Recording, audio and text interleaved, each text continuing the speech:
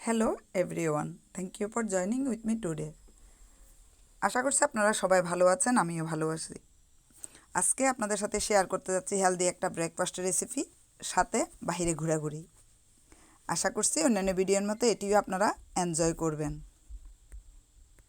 সাধারণত আমরা বাঙালিরা কী করি, সকালবেলায় এ ধরনের খাবারের চিন্তাই করি না, তাই না?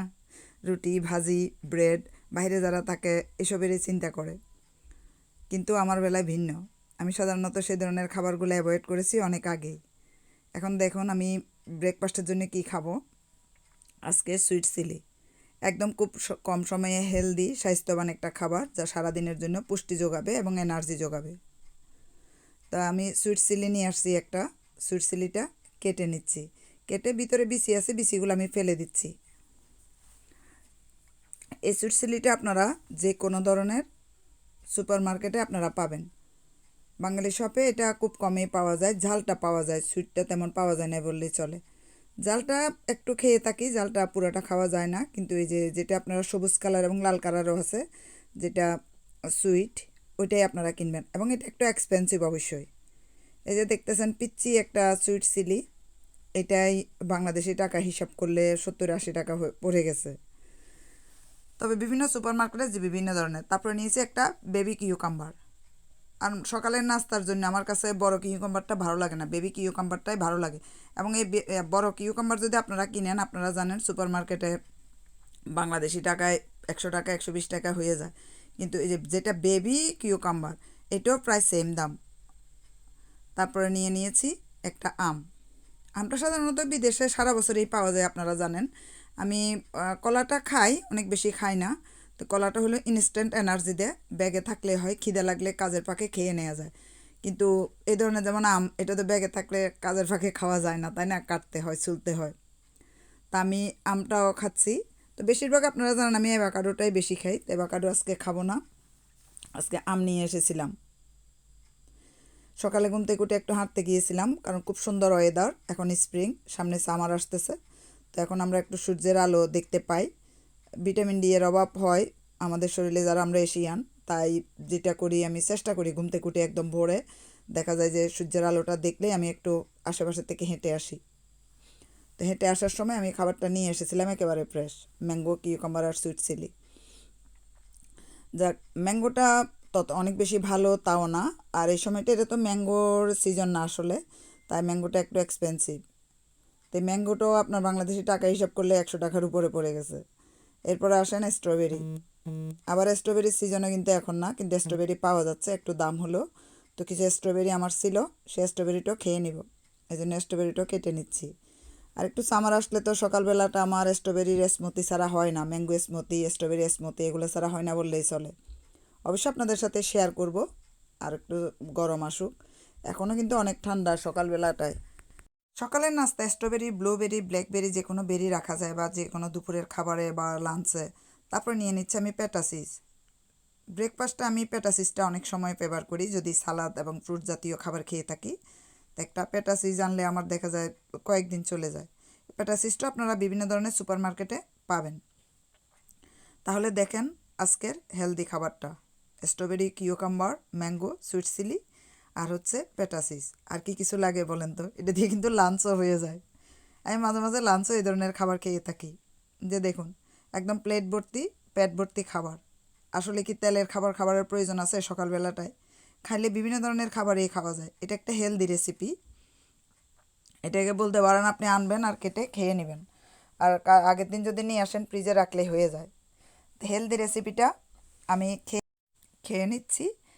আর আপনারা সকালের পরিবেশটা একটু উপভোগ করেন। সাধারণত সকালে আমি জিমে খুব কমই যাই, বিকালবেলাতেই যাই, সকালে এত সময় হয় না। আর সকালে যদি টায়ার্ড হয়ে যায়, কাজ করবো কীভাবে? জবের তো প্রেশার থাকেই, মেন্টাল প্রেশার তো অনেক থাকে। যাক, এখন সকালবেলা একটু এরকম আবহাওয়ায় যখন সূর্যের আলো পাওয়া যায়, আপনারাও চেষ্টা করবেন কাজের পাকে একটু যদি আগে বের হন, এভাবে একটু হাঁটতে, বা যারা স্কুলে যান বা শপিংয়ে যান। কারণ এই ধরনের সুন্দর রৌদ্রোজ্জ্বল সকাল পাওয়া যায় না বললেই চলে। বিশেষ করে লন্ডনে, এখানের আবহাওয়া তো একদম ঘন ঘন পরিবর্তন হতে থাকে। তো স্প্রিংয়ের এই সময়টাতে যদিও খুবই ঠান্ডা, এখনও হিটার ছাড়া বাসায় চলা যায় না, বা বাইরে জ্যাকেট ছাড়া বাইর হওয়া যায় না। তারপরও সূর্যের আলো দেখা যাচ্ছে, ভিটামিন ডি এর একটা উৎস।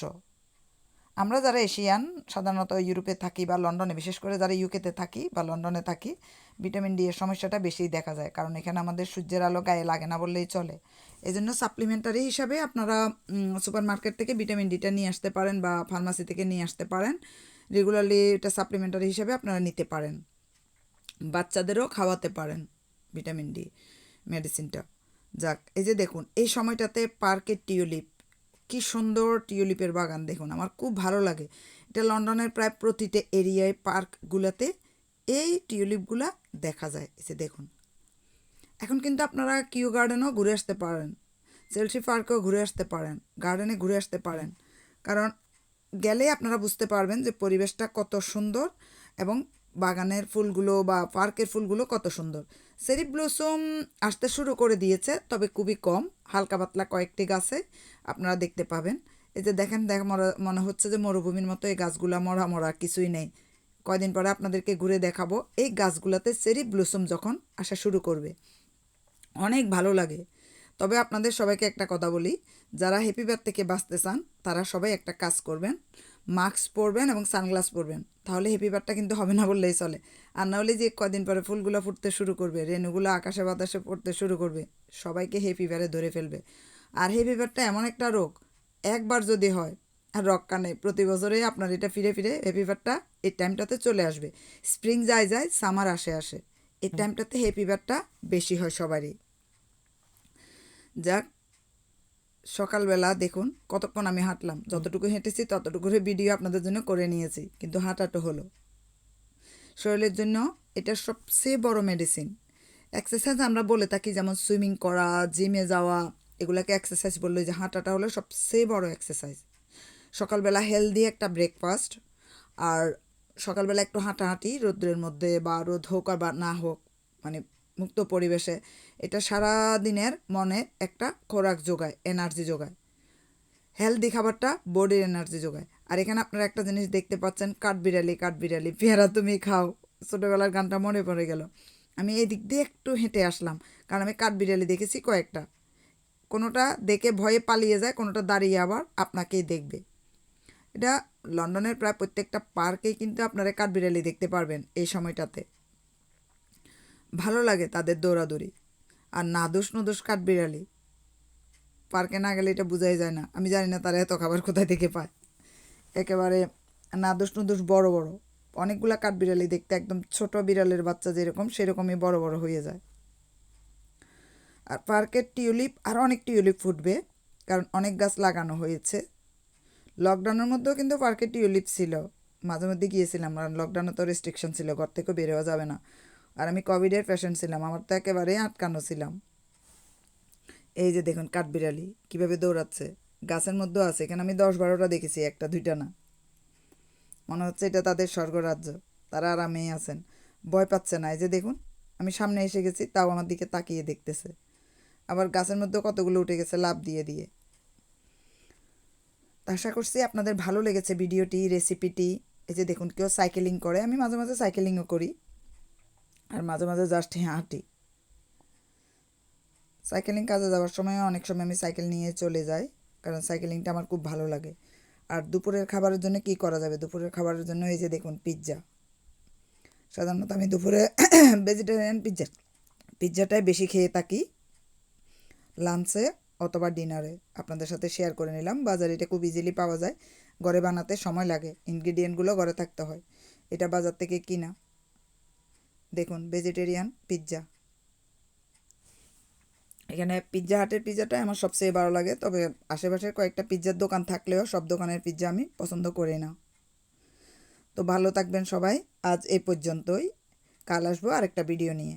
ধন্যবাদ আপনাদের সবাইকে।